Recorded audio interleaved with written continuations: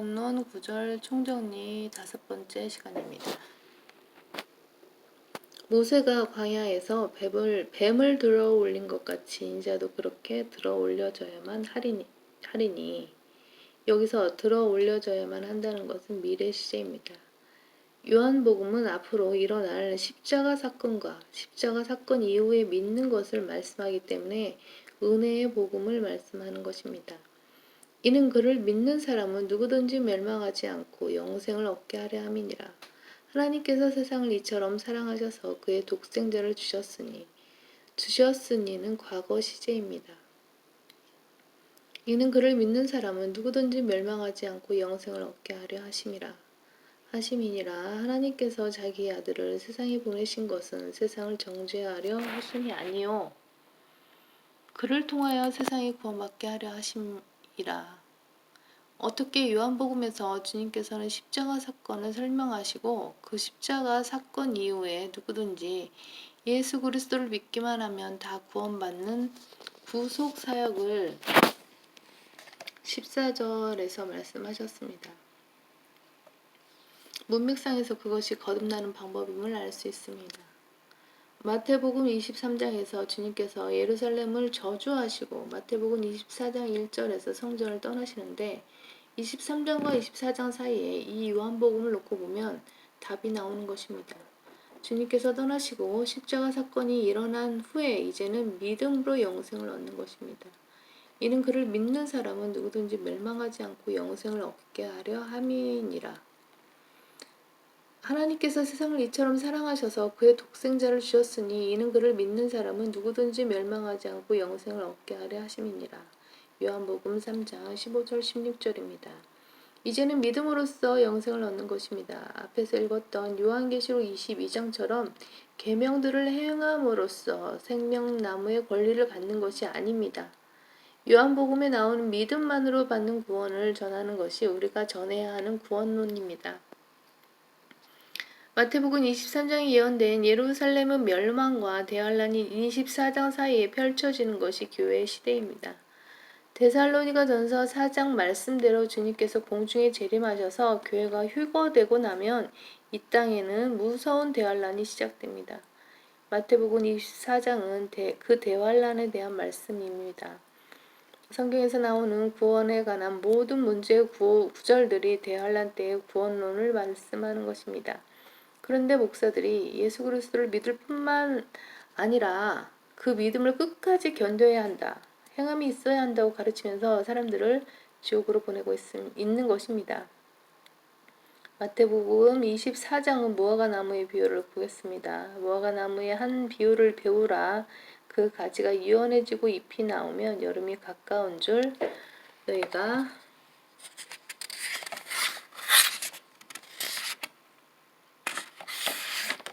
너희가 아나니 이와 같이 너희도 이 모든 것을 보면 그 일이 가까이 곧 문들 앞에 이른 줄 알라. 진실로 내가 너희에게 말하노니 이 세대가 지나가기 전에 이 모든 일이 이루어지리라.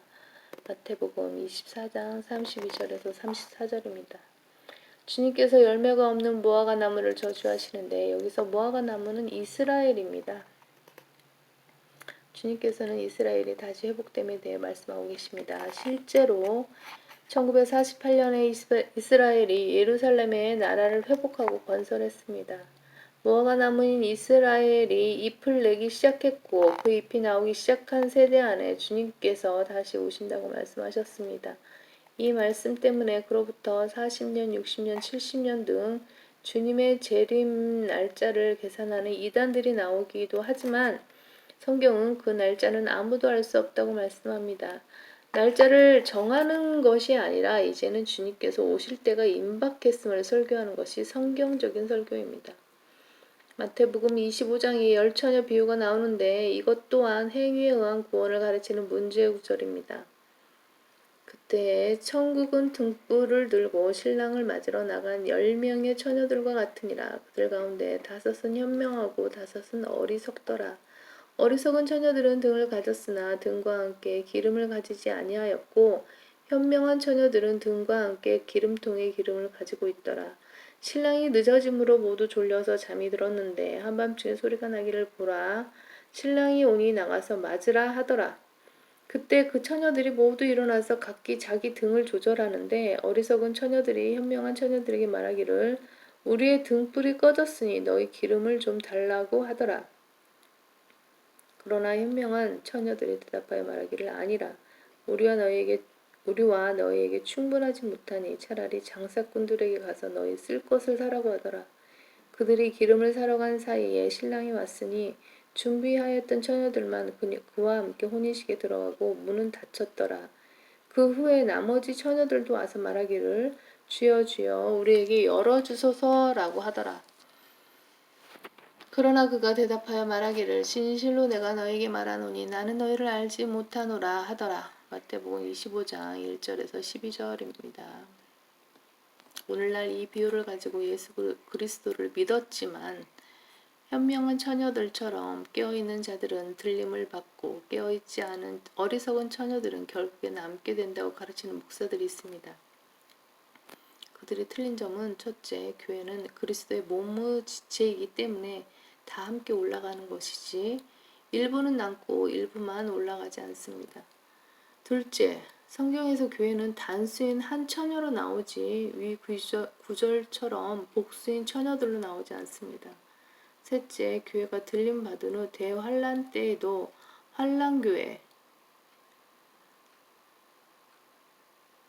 트리블레이션 처치, 은혜 시대의 교회와 구별된 편집자주가 있고 환란교회가 있고 환란 성도들이 있습니다. 이 열처녀 비유는 대환란에 처한 환란 성도들에게 해당되는 것으로 그들은 믿음을 가질 뿐 아니라 그 믿음을 끝까지 견뎌야 합니다.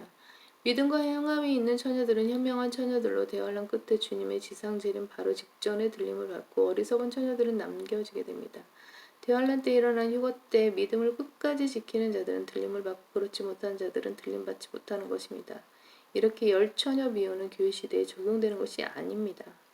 그래서 이 비유를 들어 구원론을 가르치며 행위에 의한 구원을 가르치는 이단 교리가 나올 수밖에 없습니다. 마태복음 25장에는 또 달란트 비유가 나옵니다. 한 달란트를 받았는데 쓰지 않고 묻어두었다가 그대로 가져온 종에게 주님은 악한 종이라고 하시며 그 종은 지옥에 간다고 말씀하십니다. 누가복음 19장에는 이와 비슷한 문화 비유가 나오는데 마태복음 25장과는 달리 책만 먹는 종이 지옥에 가지는 않습니다. 이러한 차이가 있는 것은 전자는 대환란 때의 성도에 대한 말씀이고 후자는 교회 시대 성도에 대한 말씀이기 때문입니다. 이렇게 환란 성도는 행함이 있어야 하며 행함이 없으면 구원을 잃고 지옥에 갑니다.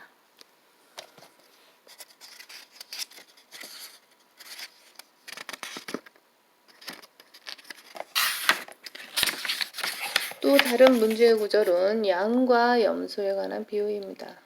인자가 그의 영광 중에 오고 또 모든 거룩한 천사들이 그와 함께 오면 그때 그가 그의 영광의 보좌에 앉으리니 그 앞에 모든 민족들을 모아놓고 마치 목자가 양들을 염소들에게서 갈라놓듯이 그들을 따로 갈라놓으리라. 그리하여 양들은 그의 오른편에 염소들은 그의 왼편에 세워두고 왕이 그의 오른편에 있는 사람들에게 말하기를 오라 나의 아버지의 복을 받은 자들아 세상의 기초가 놓인 이래로 너희를 위하여 준비한 그 왕국을 이어받으라. 마태복음 25장 31절에서 34절입니다.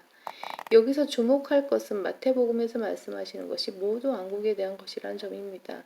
단지 유대인들이 메시아를 거절했기 때문에 그 왕국을 기다리는 기간이 지연되어 마태복음 23장과 24장 사이가 벌어진 것뿐입니다. 마태복음 24장과 25장은 대환란과 재림 때를 말씀하신 것이고 마태복음 25장 31절에서 34절은 주님이 재림하시고 대환란 시대의 모든 민족들을 모으신 후 양과 염소로 나누시는 것이지 교회 시대를 사는 우리들을 나누시는 것이 아닙니다. 양과 염소를 나누는 기준은 예수님을 믿었는지 믿지 않았는지가 아닙니다.